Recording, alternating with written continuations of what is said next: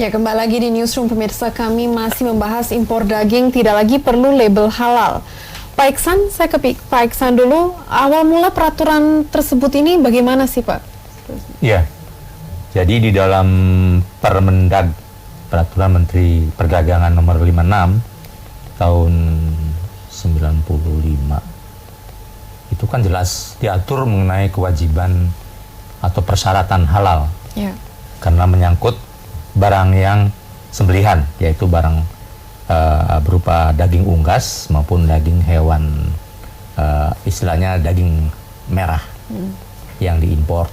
Dan negara pengimpor itu biasanya kan negara-negara seperti New Zealand, Australia, Brazil. Nah, kenapa diwajibkan impor? Karena tadi mayoritas penduduk Indonesia itu adalah beragama Islam. Bahkan menurut data statistik itu 87%, artinya 220 juta jiwa itu Muslim. Jadi sudah benar Permendag itu mengatur tentang persyaratan halal.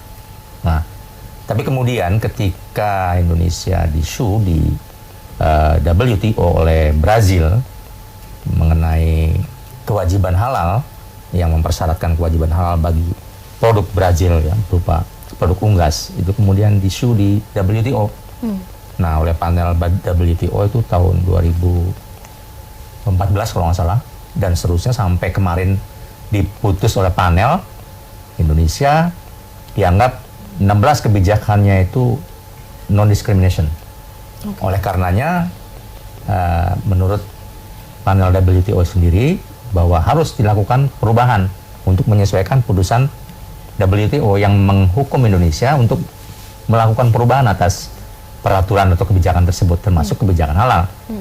Nah, yang kami persoalkan sebenarnya adalah masih ada celah sebenarnya dari panel WTO itu untuk segera merangkul Brazil untuk bicara B2B, bagaimana meyakinkan Brasilia, negara Brasilia, pemerintahannya, bahwa secara religius maupun culture, Indonesia nggak bisa loh nerima daging impor Anda ke negara kita, karena tadi bukan kami yang tidak mau atau kebijakan sih bisa dirubah, tapi publik kita yang nggak mungkin mengkonsumsi, kan begitu harusnya. Tetapi ini yang lebih tidak masuk, yang fatal adalah Permendag buru-buru melakukan perubahan berupa pencabutan pasal 16 poin berapa itu ya, poin 8 atau 7, dan mengganti sekaligus PP dari 56 ke PP 29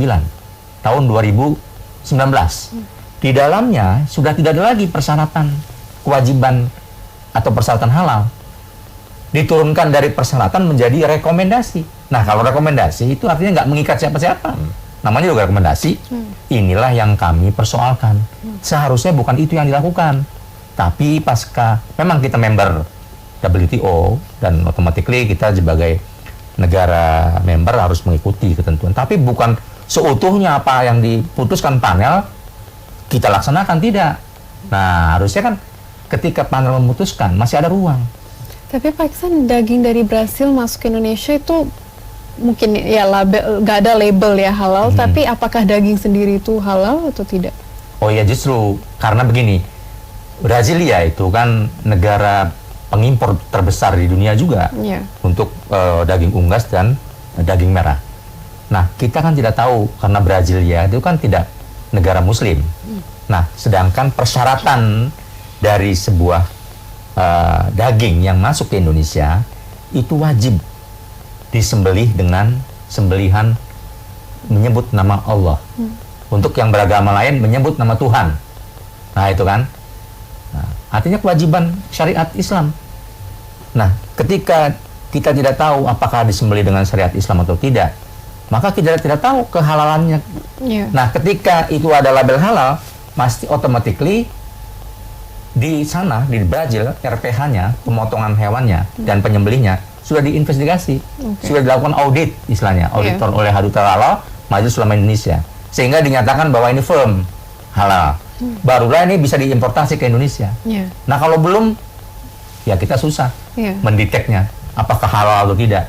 Iya. Nah, ini masuk ke Indonesia, sedangkan Indonesia kultur dan religiusnya adalah mengkonsumsi daging itu harus halal. Berarti itu ya awal mula peraturan ini tersebut. Ya. Tapi Pak Iksan, aku mau tahu tanggapan Bapak sendiri soal peraturan baru ini. Ya, mestinya pertama dicabut lah itu. Dicabut. Nah, karena pertama tidak sesuai dengan undang-undang. Ketentuan ini, PP ini bertabrakan dengan undang-undang jaminan produk halal, yaitu Undang-Undang Nomor 33 tahun 2014 yang menyebutkan di dalam pasal 4 bahwa semua produk, semua loh ya, yang masuk, berarti kan dari impor dari negara luar ke Indonesia wajib bersertifikasi halal. Juga produk-produk yang ada di dalam negeri. Iya. Nah, ini artinya karena dia sudah dicabut dari ketentuan halal, berarti nabrak. Itu satu. Yang kedua, dia juga tidak sinkron dengan peraturan yang selevel.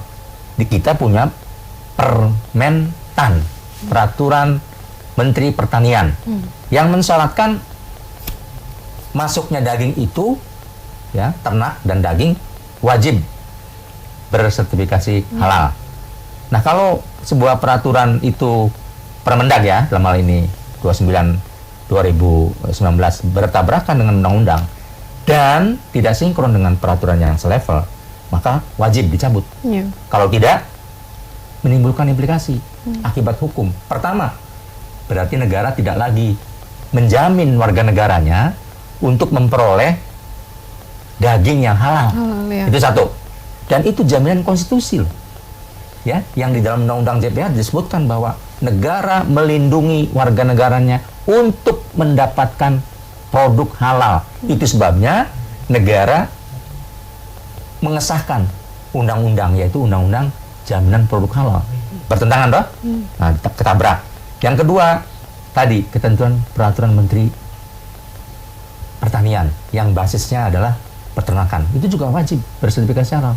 Nah, oleh karena bertabrakan dan tidak melindungi warga negaranya yang tadi notabene muslim terbesar di dunia, bahkan kita punya penduduk 268 ya Pak ya.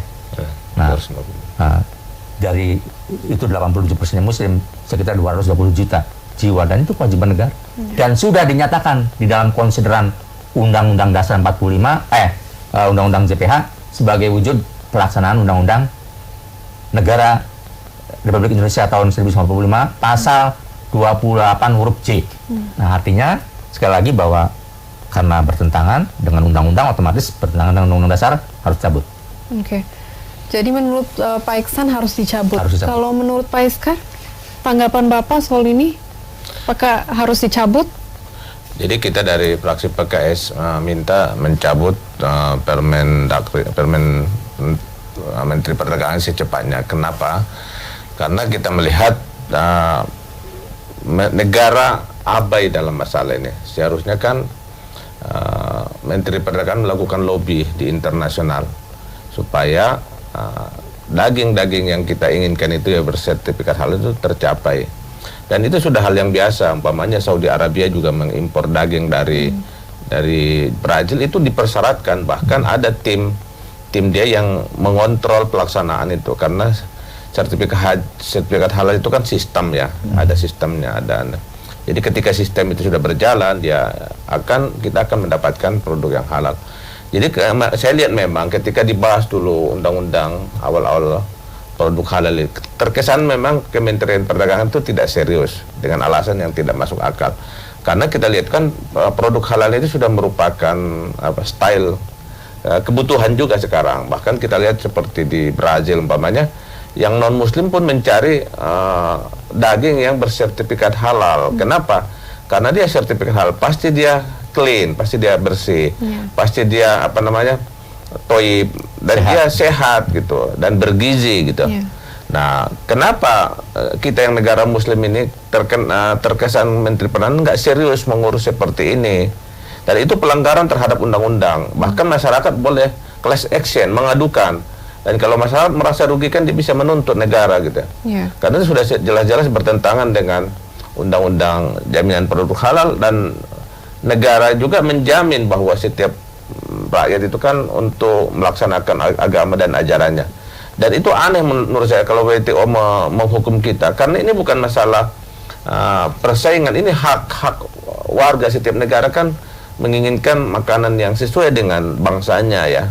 Nah, kita itu dengan halal itu berarti dia sudah pasti clean, dia pasti dia bersih, pasti dia enak gitu.